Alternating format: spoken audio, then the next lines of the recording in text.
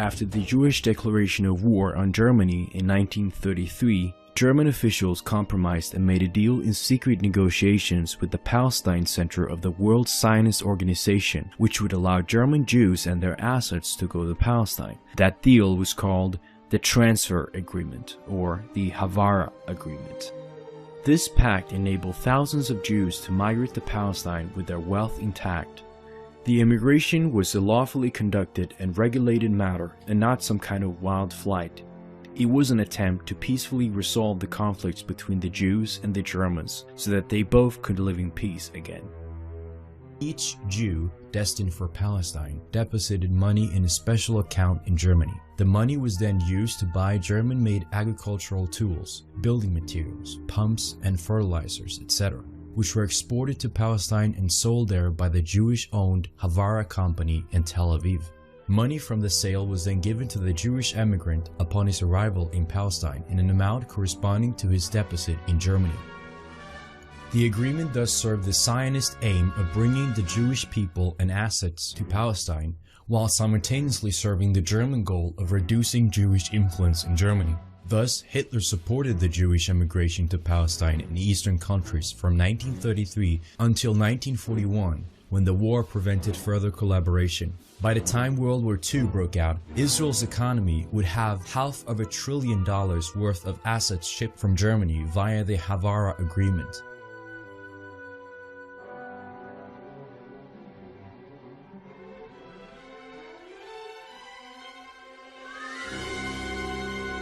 Meanwhile, in the US, the years between 1929 and 1939, 2 million Mexicans were also deported to Mexico, as first authorized by President Herbert Hoover. Of those, 1.2 million actually were born American citizens.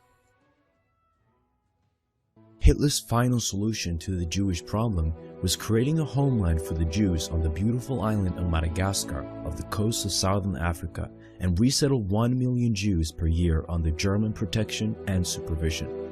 The idea of a Jewish homeland in Madagascar had actually been circulated throughout Europe since the 1880s. The National Socialists worked out a plan going into detail for the evacuation of the Jews to Madagascar and for the settlement there. SS Major General Heydrich submitted this plan directly to the Reich Foreign Minister in August 1940. The Madagascar plan was unfortunately scrapped when the British invaded the island in 1942, taking control away from the Vichy France after the Battle of Madagascar. A Jewish Madagascar would have been a win-win solution for Jews and Europeans, and would have spared the poor Palestinians and other Arab nations all of the horrors and wars they would endure after the founding of Israel in 1948. For centuries, Europeans and Jews have had problems living together. The Jews had been expelled from over 100 nations before. This expulsion was not something new. Every single nation where the Jews were given full rights and privileges, they had exploited and morally corrupted the host nation, defiled the Gentiles, and then created uproars against themselves. The Jewish supremacists have of course always been able to put a blame on quote-unquote anti-Semitism. The National Socialists wanted Jews to leave Germany, and the Zionists wanted the Jews to come to Palestine to help create the Zionist state. The National Socialists held a conference in Wannsee, one of the suburbs of Berlin, on 20th January 1942, where it was decided on the final solution of the Jewish problem. The original document from the meeting is actually available on the internet, and nowhere does it say anything about killing the Jews. The meeting discussed neither gas chambers, shootings, nor any of other extermination methods.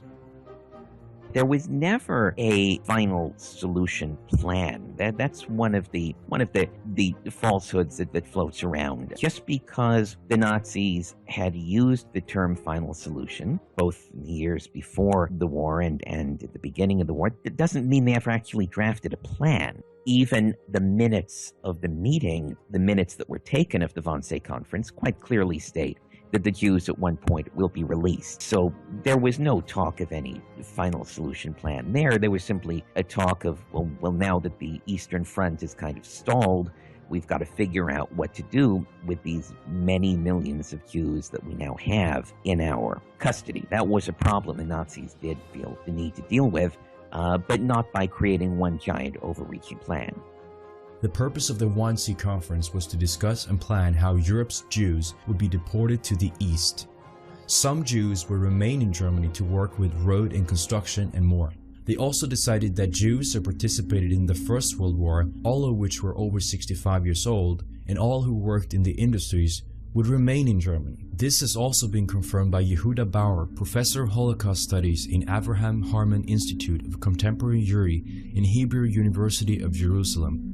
Transit camps were also created in Poland to facilitate the immigration of Jews. The term Endlösung der Judenfrage, final solution of the Jewish question, was a phrase used by the National Socialists regarding the Auswanderung, immigration, and Evakuierung, evacuation of Jews in occupied Europe to the East, Palestine, and Madagascar.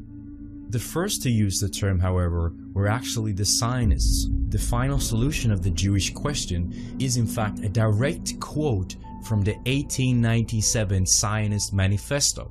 The infamous phrase was being used by leading Zionists long before NSDAP even existed.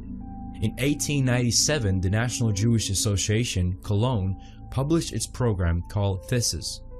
Experience has shown that civic emancipation has fallen short of securing the social and cultural future of the Jewish people. The final solution of the Jewish question lies therefore in the establishment of the Jewish state.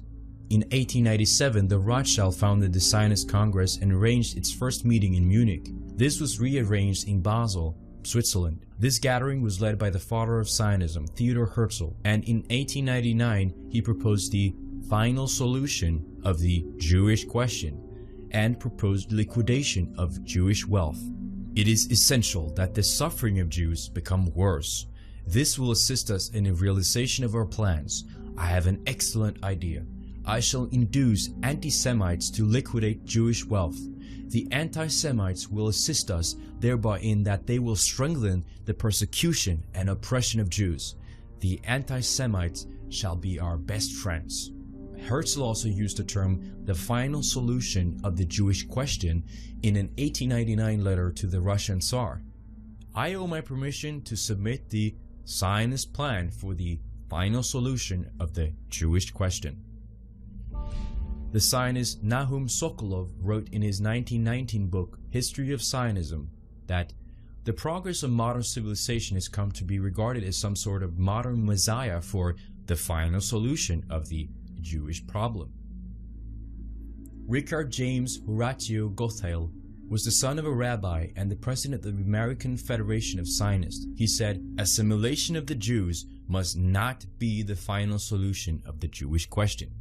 The Jewish Yearbook of 5676 states that the British Jews adopted a policy for the final solution of the Jewish question. Even in 1940, a Jewish magazine article quoting Trotsky mentioned the final solution of the Jewish question.